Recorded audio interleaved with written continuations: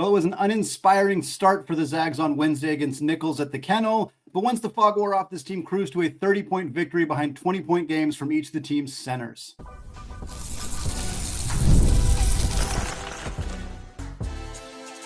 You are Locked On Zags, your daily podcast on the Gonzaga Bulldogs. Part of the Locked On Podcast Network, your team every day.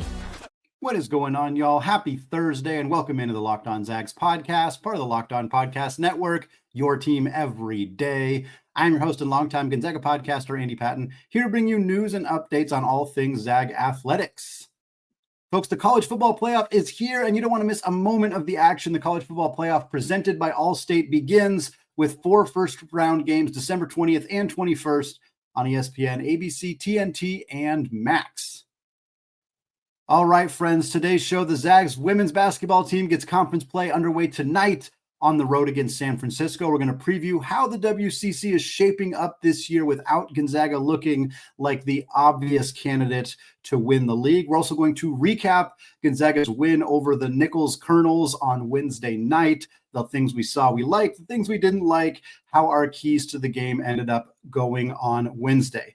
Zags cruised to a 102-72 win, and I say cruised because in the second half, for the most part, this game was never really in question, but it was not a pretty start for this Gonzaga team. They were not leading for most of the first half, quite frankly. It was never out of reach or anything like that, but this team looked real sloppy to start the game. It was their first game at home in 28 days. It was a crowd that was not with students because of the holiday break, so you could feel the energy was pretty listless in the kennel, but that's not an excuse for the players to look this, frankly, disinterested, lackadaisical, lethargic, fatigued. I mean, it really felt like the team was just kind of going through the motions early in this game. Some just incredibly unnecessary, unforced, sloppy turnovers, giving away easy buckets to Nicholls. Just was really ugly to start the game and was getting pretty stressful for a while. We saw the team turn it around and ultimately go into halftime with a 14-point lead.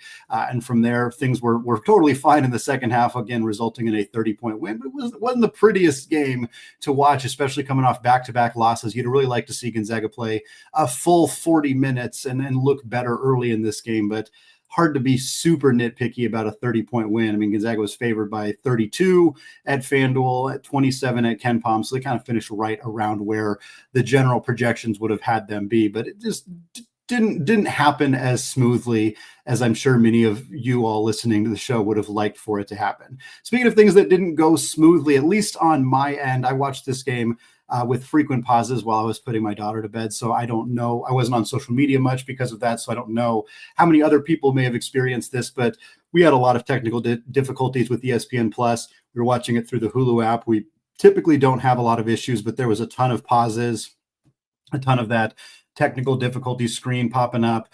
Just another frustrating part of this season that has now happened a couple of times, where this kind of new rollout with Outroot Sports, with ESPN Plus taking on a bigger share of the market that was previously blacked out, just hasn't gone all that smoothly yet for Gonzaga. Hopefully this is an issue that is resolved entirely on Saturday, where I expect the game will be prominently featured the same way with regards to being on ESPN Plus. But it was just frustrating to have to deal with some more tech issues trying to watch the Zags this year. Let's talk about some of the good things we saw. The front court was phenomenal in this game. Braden Huff, what a performance. This is what we've seen from him at times early in the season last year, at times early in the season this year. And he hadn't been this player for the last couple of games. And yet he comes out in this one, 25 points on an insanely efficient 11 of 12 from the field. He also had 6 rebounds, 2 assists, and a block.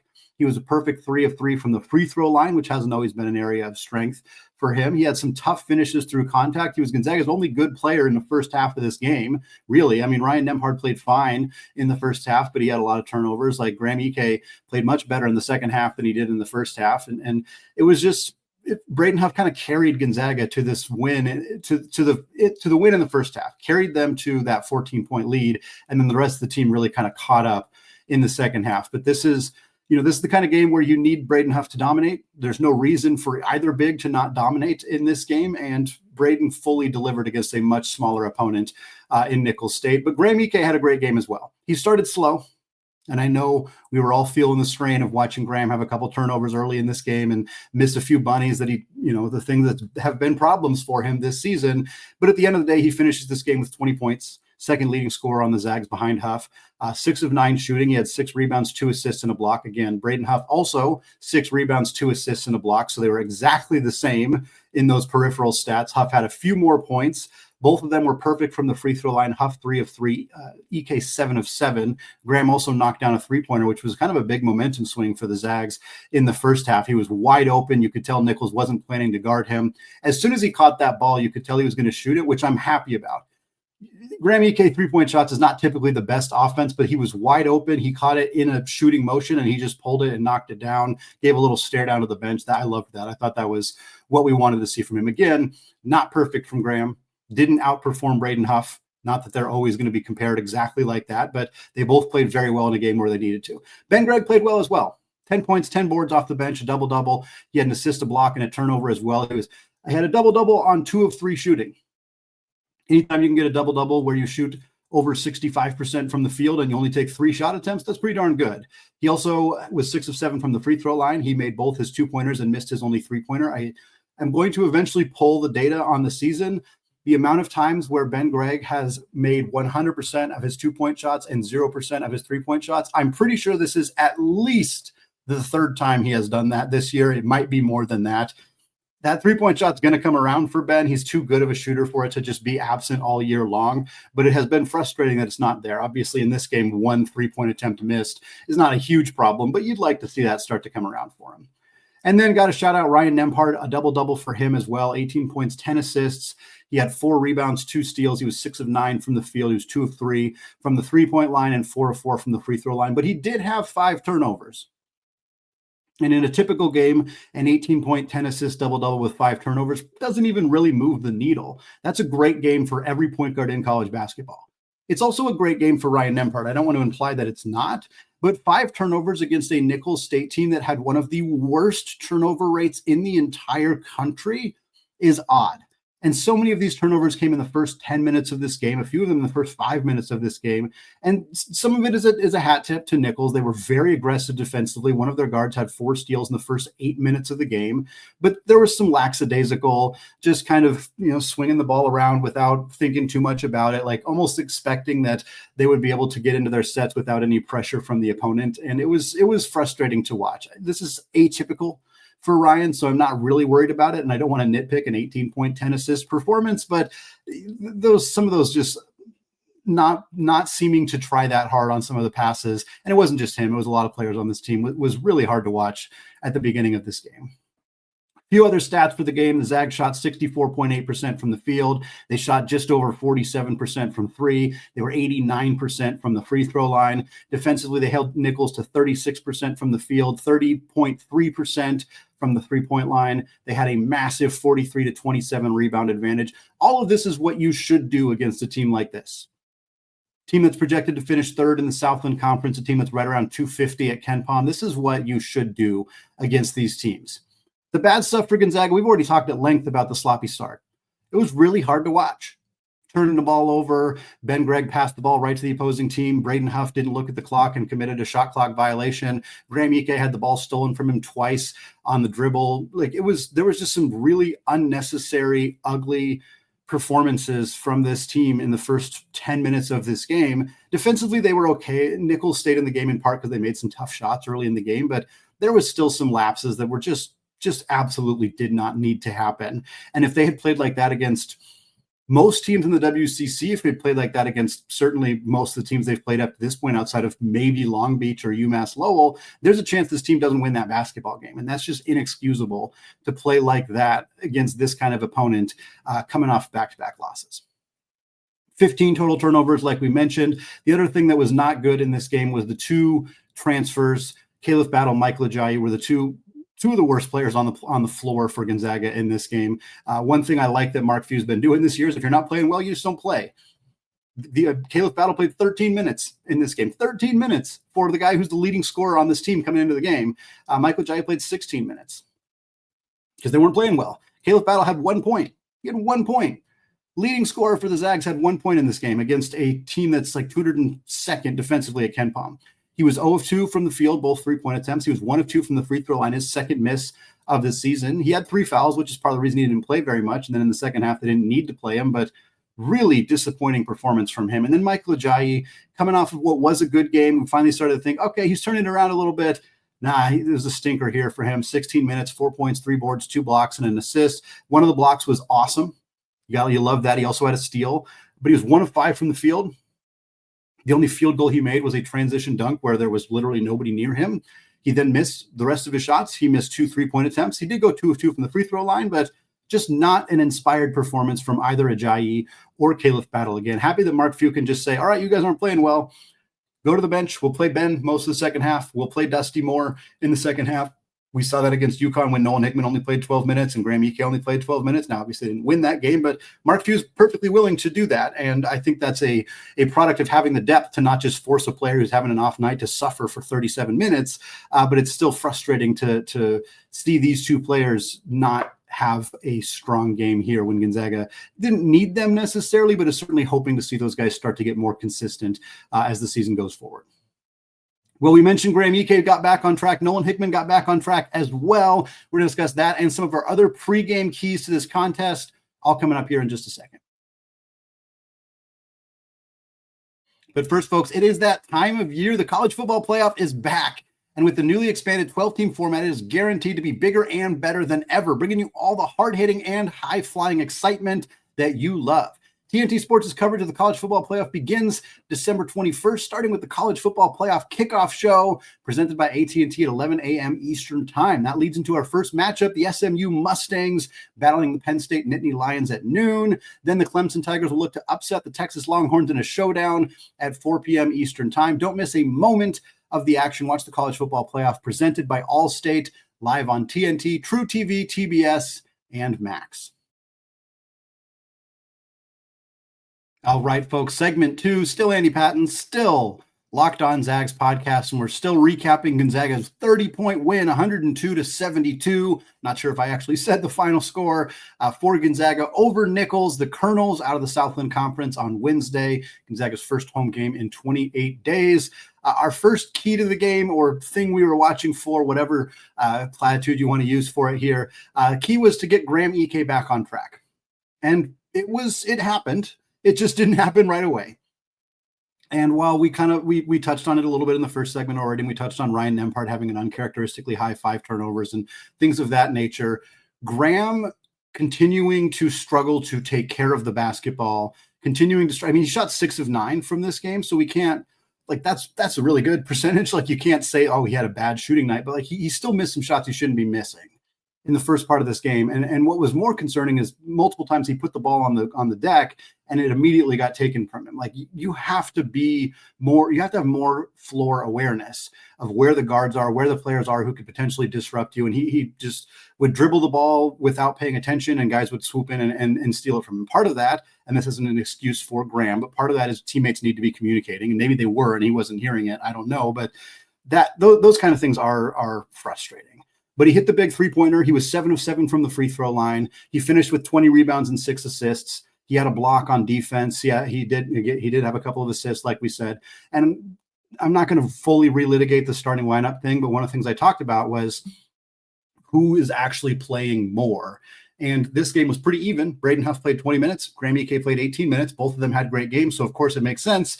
Neither of them were in foul trouble. So it made sense to me that they both played a fairly even amount. But to me, if both are playing well and Graham's playing 10 minutes more than Braden, or Graham's not playing well and he's playing more than Braden, then I think we're going to get more critical about what's going on. But both these guys played well in this game. Huff still played more minutes than Graham.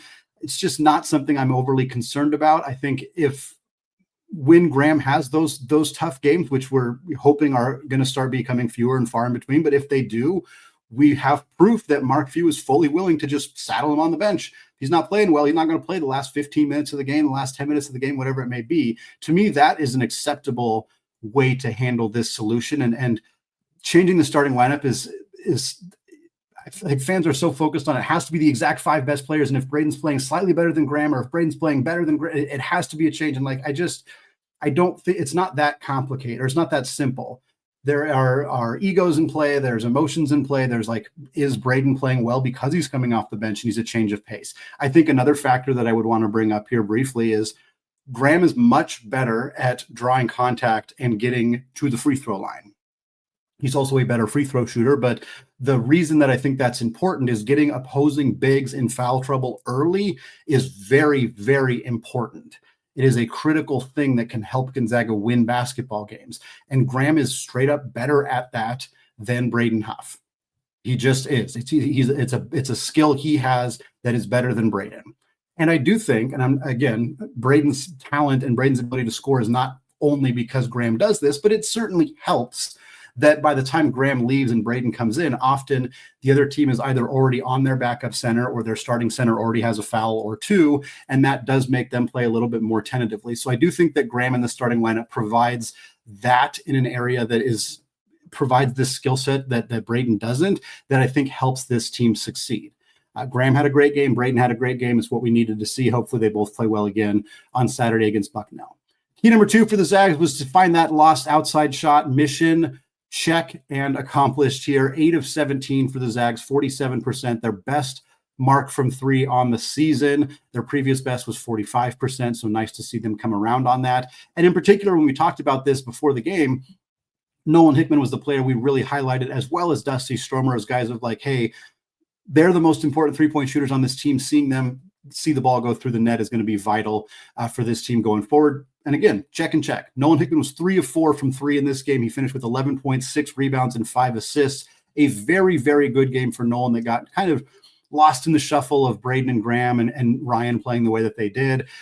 Hickman was a steadying presence. He was very efficient offensively. He grabbed a lot of rebounds. He dished the ball well. Really nice performance from him. Both Ryan Nembhard and Dusty Stromer were each 2 of 3 from 3. Dusty found his outside shot, which they really needed to get back after struggling a little bit lately. We mentioned Graham Ike went 1 of 1 from 3. That was Gonzaga's other made 3.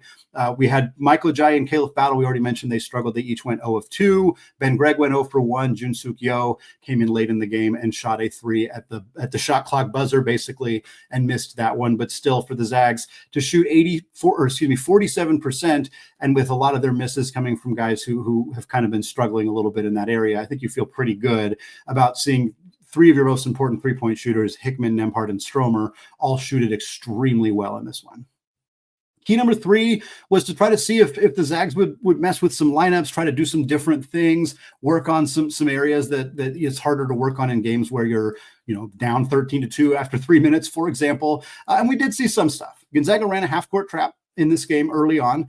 They weren't running it in response to Nicholls State playing well. They were running it because they wanted to work on it. I mean, they started running it pretty much right away in this game, and it was a mixed bag. There were multiple possessions where Nicholls broke it pretty easily, but usually Gonzaga, if they did break it, was able to get back into their defense without giving up like a lay-in or anything like that.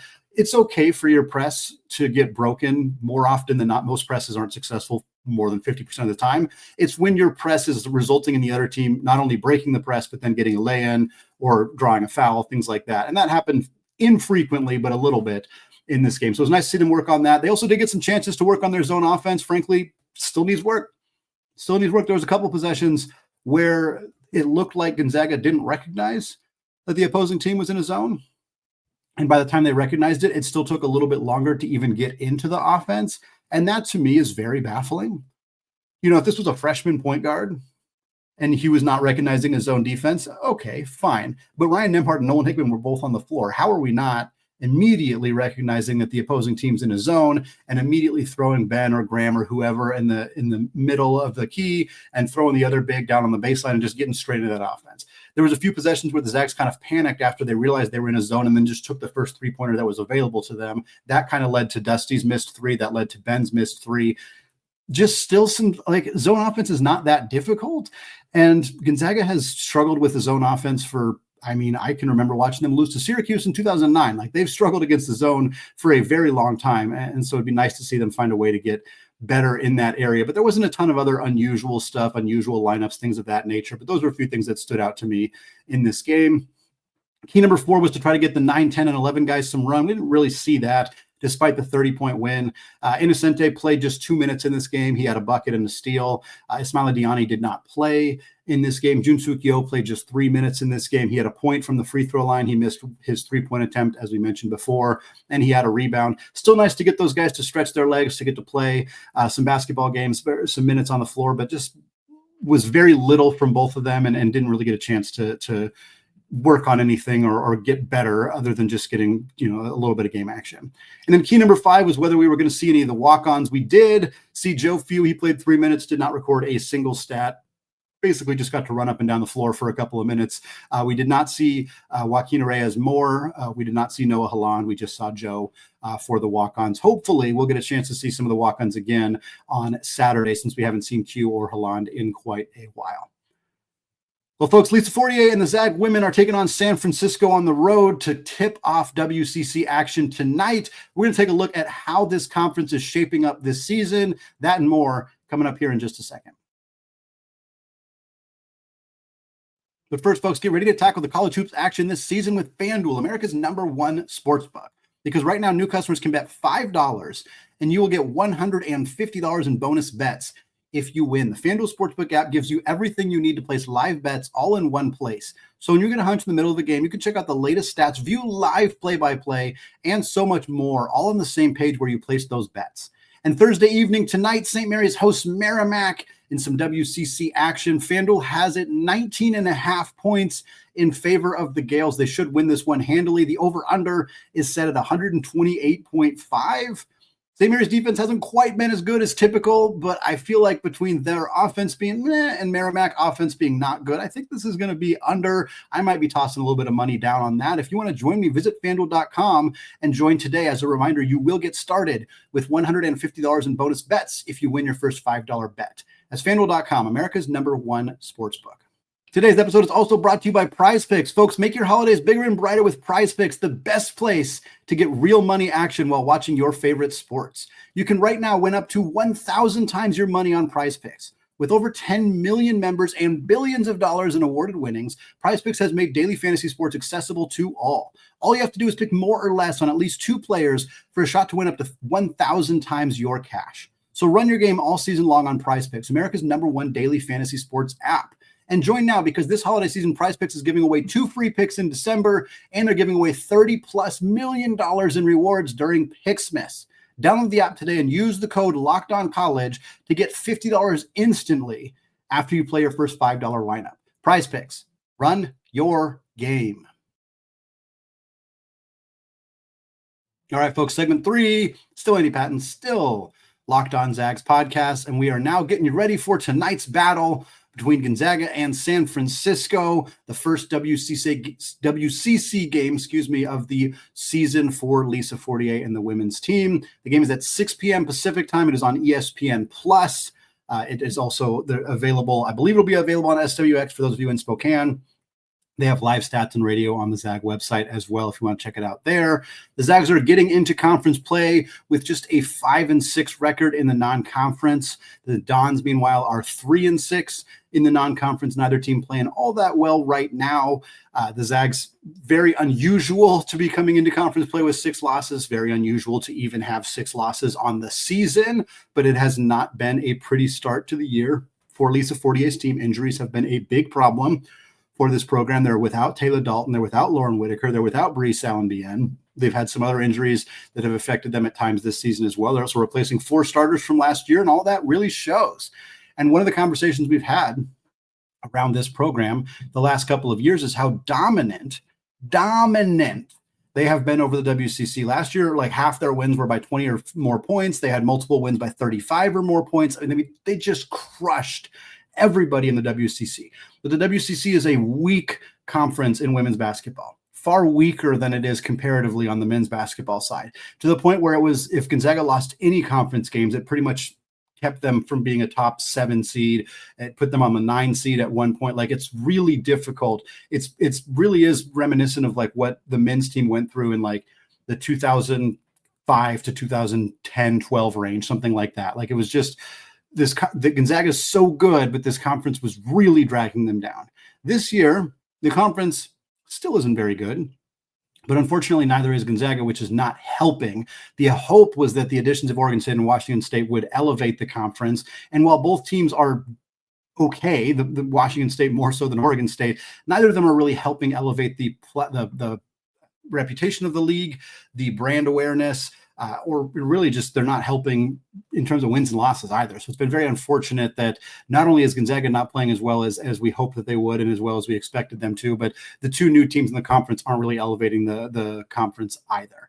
Looking at the teams by net ranking, net is obviously not a perfect way to kind of rank the teams at this point, but KenPom doesn't have data for the women's college basketball. Torvik does not either. So we just don't have a really good metric that exists to rank all the 300 plus teams on the women's basketball side. But here is what it looks like right now. Portland, the Pilots, are the top team in the net in the WCC. They are 74th. So that is the top team in the conference, comes in at 74. Not a great sign for the league. Now the Pilots are 10-0 on the year, the first time starting a season 10-0 in, I believe, program history, if not for a very long time. They are very likely the favorites to win the league at this point. They've been in the tournament the last couple of years, so it's not a huge shock to see them there.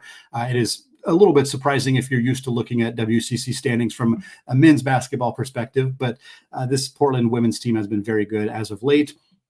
San Francisco is actually second in the net ranking at 117th, despite having a 3-6 record. Gonzaga is third in the conference. They're all the way down at 154 in the net rankings with their 5-6 record. 2 spots behind them is where Washington State comes in, the first newcomer coming in at 4th in the conference in the net standings at 156. 10 spots after that, you get the Broncos of Santa Clara, 166. They're 4-4 on the season. Wazoo's 4-6. LMU is next at 178, 4-2 on the year. And then you get Oregon State. This is a team that went to the Elite Eight last year, but lost everybody. Not quite everybody, but pretty close. Their most talented players, Reagan Beers was one of them. There's a few others who transferred, some who graduated, and just resulted in it's similar to what happened to the Washington State men's team, where they make the tournament, they have a nice run, and then the entire team departs because there's a coaching change and you bring in a new coach and a whole new roster coming into the WCC. There wasn't a coaching change at Oregon State. Scott Ruck is still there, but there was a mass exodus of players in the transfer portal. Now the Beavers are just 2-7 on the year and 183rd at the net after being an Elite Eight team last year. Really hard to see. I sympathize with the program, the fans, just to have that kind of ripped away from them because of greed on the football side of things for the Pac-12. Pepperdine is next, 193rd. They're 5-4 on the year. Pacific, St. Mary's, San Diego round us out. Pacific 214, St. Mary's 233, San Diego, the Toreros down at 279. So the question becomes, can the Zags still win the conference? Absolutely. Absolutely they can. And it's not that I think that this Gonzaga team is like way, way, way better than they've played. I think that this team they have young guards who are still finding themselves. They don't have a ton of depth because of injuries. And I think that they are still going to have some struggles, but I just don't think that Portland is good, and beating Portland will be a challenge, but there's nothing that prevents this Gonzaga team from still getting a bid into the NCAA tournament if they win in Vegas. Unfortunately, I do think that is what needs to happen. I don't think a 6-loss team in Gonzaga if they win every single game from here on out, and then lose the championship game in the WCC tournament, I'm still not sure they get in. That would be a 7-loss Gonzaga team. They wouldn't have a ton of great wins because they don't have a ton of great wins right now, and they're not going to pick any up in conference play. I mean, the best thing that could happen to them is that Portland doesn't lose a single other game except to Gonzaga, maybe twice, and Gonzaga gets 2 good wins. Even still, I mean, you got to squint really hard to see a path for this Gonzaga program into the NCAA tournament without winning that championship in Las Vegas, which is unfortunate, but again, very doable for Lisa Fortier's team. They need to get healthy. It's hard to find a lot of updates on the program right now, but we know Taylor Dalton is injured and hasn't been able to play. Lauren Whitaker hasn't been able to play. Bree Salenbian coming off another knee injury, unclear if she's going to play at all this season, although she is with the team right now. But if you can get 1 or 2 of those players back, if you can get just some health, some more depth, that's going to help significantly. The young guards need to continue to improve. Allie Turner's been fantastic, but still has a lot of turnover issues. That's not surprising from a high-usage freshman guard. Claire O'Connor has shown some the growth from her from the beginning of the year till now has been tremendous already. If she continues to get better, more consistent as a three-point shooter, limits the turnovers, things of that nature, I think that's going to be really beneficial for this team. Same with Inez Betancourt, who's been inconsistent up to this point in the season, but really playing the first real minutes of her career after being buried on the bench at UConn. In order for Gonzaga to win the championship or to win the WCC, Yvonne Ejim needs to play like an All-American. She can do that. She's that good. She can absolutely do that, but she's going to need to take over games and just flat dominate in certain matchups for the Zags to do enough to win the games they need to win to be in that conversation. The rest of the front court needs to step up as well. Maud Hybens at times has been fantastic. At times has been completely non-existent. That's a frustrating part of this team right now. If she can be a bit more consistent alongside Ejim in the front court, that's going to help. McKinley Dallin is a transfer from Minnesota who's had some good games coming off the bench, but has also had some games where she doesn't score at all. And again, more consistency from her and Maud, I think, would help this team as well. So plenty to work on, plenty of things to get better at for this Gonzaga team if they want to be in that conversation as an NCAA tournament team. But there's not enough obvious competition really outside of Portland in the WCC to make me think this team is incapable of being in the NCAA tournament. But the path is a lot trickier now than it was at the start of the season because of some early season struggles. It's going to wrap it up for me today here on the Locked On Zags podcast. Folks, thank you so much for making this show your first listen or your first watch of the day. We'll be back on Friday, getting you ready for Gonzaga's game against Bucknell on Saturday. And then next week, we'll have some holiday episodes. We'll do some fun kind of Christmas-themed stuff. And then we'll, of course, be getting you ready for that big-time matchup at the end of the month against the UCLA Bruins at the Intuit Dome. Thanks again for listening, folks. Have a fantastic rest of your day. And as always, go Zags.